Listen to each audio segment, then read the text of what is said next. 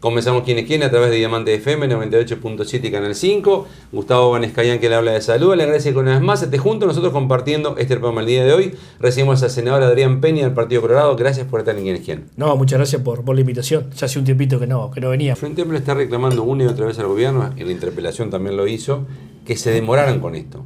Hace años que estamos en sequía, pero hace meses que estamos en situación grave y el gobierno, OCE, el Ministerio de Ambiente, todos los actores que estén involucrados en esto se demoraron en tomar medidas, se demoraron en avisar a la gente que restrinja o que modifique su consumo. ¿Levanta parte de esa crítica o usted dice estuvimos perfecto lo que hicimos hasta ahora? No, nunca se está perfecto y quizá puedo tomar que hubo algún problema de comunicación, por ahí, alguna falla en la comunicación de lo que iba pasando. Y fallas que no se comunicó. Que en algún momento no se comunicó lo suficiente con la suficiente fuerza. También creo que hubo una intención de no alarmar a la población sobre una situación que podía pasar o no. No, pero esa falla es de OCE o es del Ministerio de Ambiente. Bueno, de todos los que tienen que tomar decisiones, desde el primer lugar al último que le toca tomar decisiones. A ver, desde diciembre que hay una campaña de OCE y del Ministerio de Ambiente llamando a consumir agua de un modo responsable. Esa campaña estaba en nuestras redes, está con los medios que tiene la OCE y que tiene el Ministerio de Ambiente. Capaz que la campaña de bien público podía haberse hecho antes, puede ser, pero en realidad comunicándose estaba. También es importante señalar que en el mes de noviembre, porque está la sequía agropecuaria, pero la crisis hídrica para el área metropolitana se va agudizando, pero al 23 de noviembre del año pasado, Paso Severino estaba lleno. Y Paso Severino asegura agua para 110 días más o menos, ¿no? Eso significaba llegar de esa fecha a mediados de febrero con agua. Sin embargo, estamos finalizando mayo y tenemos agua. En el medio de eso lo que pasó es la gestión de OCE. ¿Qué quiero decir? No le debe haber hecho tan mal OCE que hasta hoy estamos manejando con aquellos escasos recursos. Antía el lunes el intendente Maldonado decía, ¿se acuerdan ahora del tema porque afecta al área metropolitana, pero hace rato que está mal esto? Yo estoy de acuerdo. Yo estoy de acuerdo con lo que dijo Antía, de hecho lo dije en el Parlamento Nacional.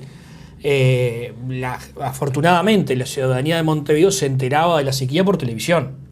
Comienza a vivenciar este problema ahora. Aparte del problema de abastecimiento de agua potable tuvimos en múltiples localidades.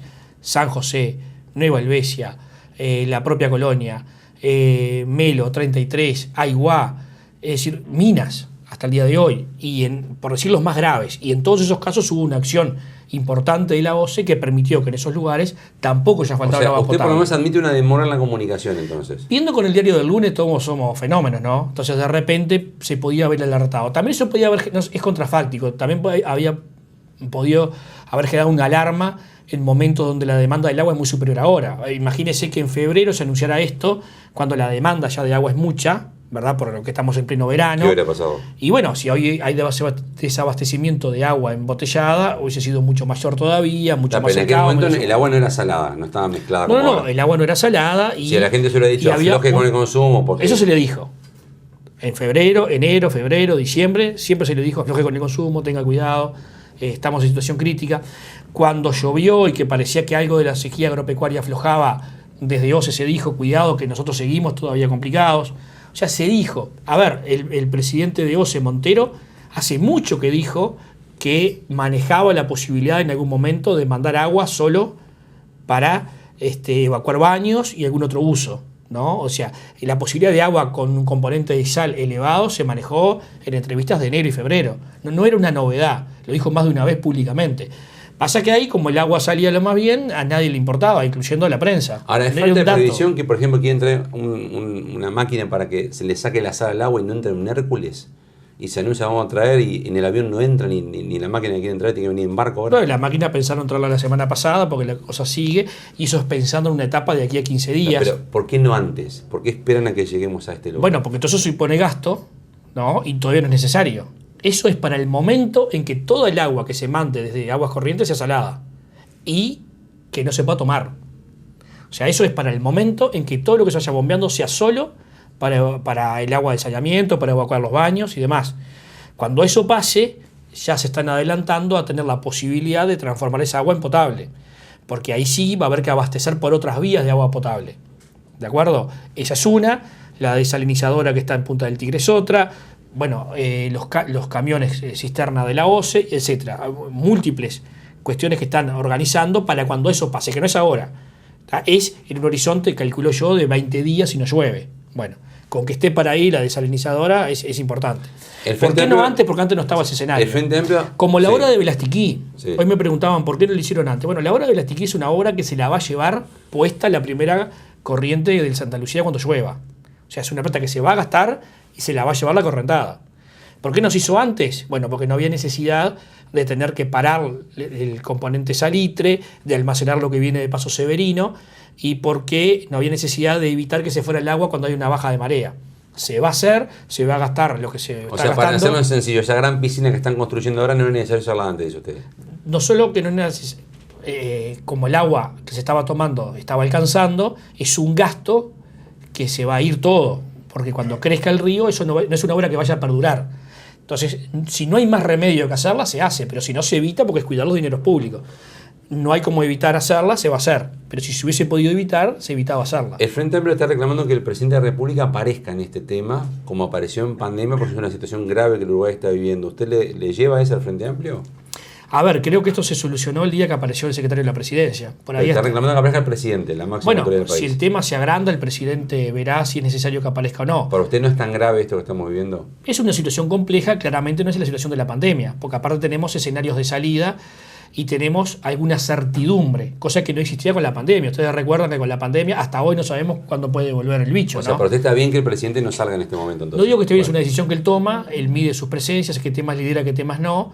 No es comparable a la pandemia, me parece. El presidente lo verá. Claramente cuando el presidente sale se genera otra tranquilidad. Aquel fin de semana que él declaró algunas cuestiones vinculadas al agua, bueno, la ciudadanía le cree, es el político con mayor aceptación en el sistema político nacional. Por supuesto que si el día de mañana es necesario una voz serena, tranquila, es la del presidente, pero él evaluará que todavía no es el momento. Usted que estuvo en el cargo, ¿le da tranquilidad a la población de que no va a faltar agua pase lo que pase con las lluvias? No, yo creo que esa tranquilidad no se puede dar en la medida que son factores que no maneja el gobierno. Entonces, o sea, ¿puede haber un día que se abre la canilla y no salga agua? Agua va a salir. El asunto es si esa agua es potable o no. Ese es el punto. O sea, potable o no, que serviría solamente para las cisternas y para la ducha. Por ejemplo, la ducha y algún otro uso, ¿no? Lavados, en fin, otros usos que se puede utilizar el agua. O sea, bombeo de agua va a haber siempre. Ahora que el agua sea 100% potable, no. Si no llueve de aquí a 2 meses, bueno, habrá que ver. Para usted no, o sea, con la experiencia en el cargo. No se puede asegurar. No se puede asegurar porque acá están haciendo esfuerzos.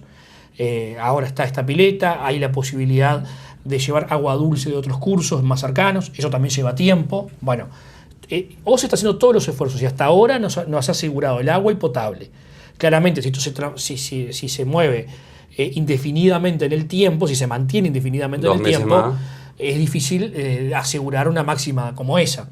También es cierto... En ese caso habría que resolver agua potable, que lo que se está produciendo en Uruguay no está alcanzando, de otro lado. Bueno, por eso están abriendo las fronteras y bajando los impuestos para que se pueda importar agua, por eso se está acordando con las empresas para la distribución, por eso viene una desalinizadora a Estados Unidos. ¿Habría que sonar impuestos? Por eso sí, y quizás los anunciados no sean suficientes todavía.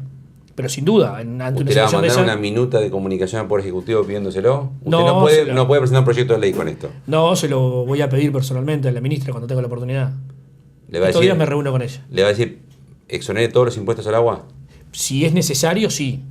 ¿Pero qué es lo que le va a pedir concretamente a la ministra? Bueno, le vamos a decir que si estamos en una situación que se va volviendo cada vez más grave, seguramente haya que pensar en alguna otra baja de impuestos, mientras tanto no distorsione el mercado interno. Pero eso lo tiene mucho más claro que yo. ¿Alguna otra baja es cero? O sea, exonerar totalmente impuestos al agua. Yo creo que si llega un momento de alta complejidad, esa no debería ser una discusión. Tendría que estar sí o sí. Eso no debería ser una discusión porque estamos hablando de un elemento esencial. Tanto la producción en Uruguay como la que se importara. Exacto. Llegado a una circunstancia extrema. Hay que graduarlo. Pero insisto, ella lo tiene más claro que yo. Para determinadas personas que viven del agua dulce y no pueden comprar esa ni con impuesto ni sin impuesto no le da.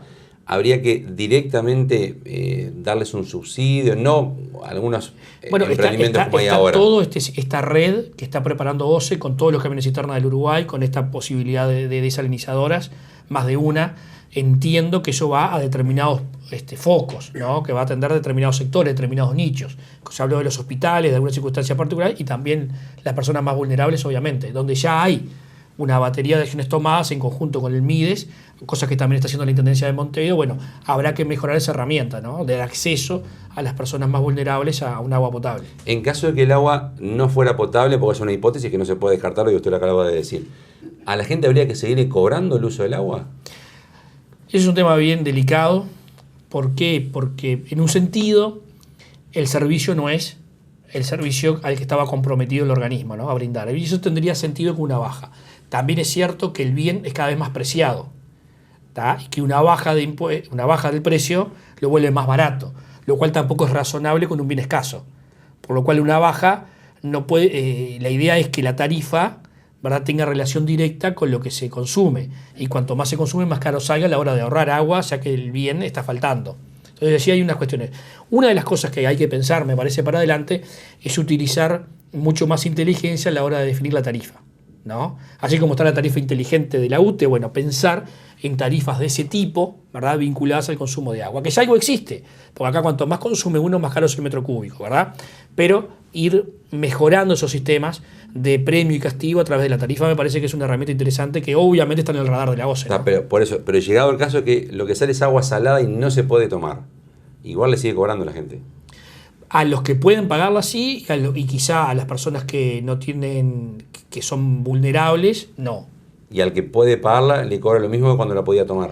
Yo creo que en ese caso sí, al que la puede pagar, porque tenemos que sostener el servicio y tenemos que sostener un servicio que es además cada vez más caro, porque esto está costando muchísimo dinero de la propia OCE. Entonces hay que financiar las cosas. Ese es otro punto. ¿Por qué la OCE no ha hecho más inversiones a lo largo del tiempo? Entre otras cosas porque no tiene ganancias, porque la OCE es un organismo con un fin social, por definición, ¿no? Está en su propia carta orgánica, no es la UTE, no es Antel, no es ANCAP, que son comerciales. La OCE tiene un fin social, entonces no cobra el agua, digamos, a un precio que le permita solventar las inversiones.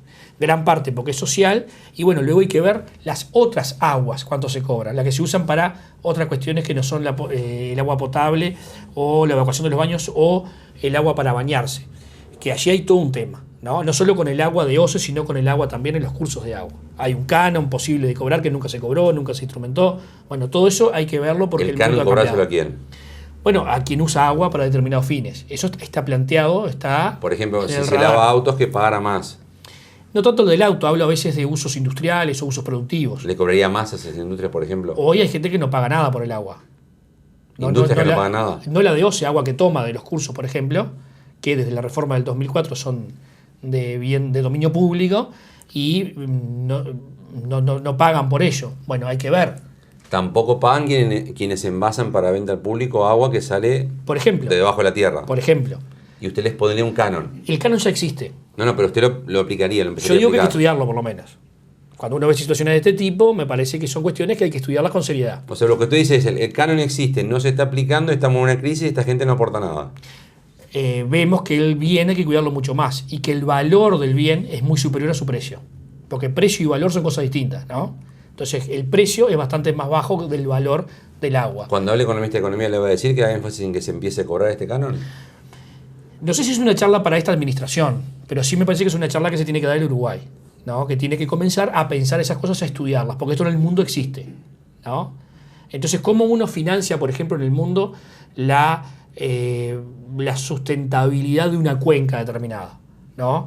Bueno, para que el agua sea potable y tenga condiciones para ser potabilizada, son los actores que están en la cuenca, de algún modo, que hacen uso de esa cuenca, los que financian los procesos de potabilización, de algún modo, ¿no? Entonces, a todos los actores que utilizan la cuenca, que descargan sobre la cuenca, qué sé yo, tienen alguna carga tributaria que permite financiar, que luego la vamos a potabilizar. A ver, se lo pregunto sencillo porque capaz que alguno se nos perdió. Usted está diciendo concretamente... No era la idea. No, por las dudas, ¿vio? Tan desordenado. ¿Vio? Por las dudas. No, pero viste, a veces uno se pone a charlar. Yo lo voy a poner con marcas. Usted está diciendo que Salus y Nativa, por ejemplo, que hoy no pagan un peso por sacar agua que es de los uruguayos, se comience a aplicar la normativa que ya existe y se les cobre por sacar esa agua. Y no solo. Está, pero es eso lo que dijo. Por ejemplo, y no solo. Estudiarlo por lo menos. cuánto es, cuánto significa.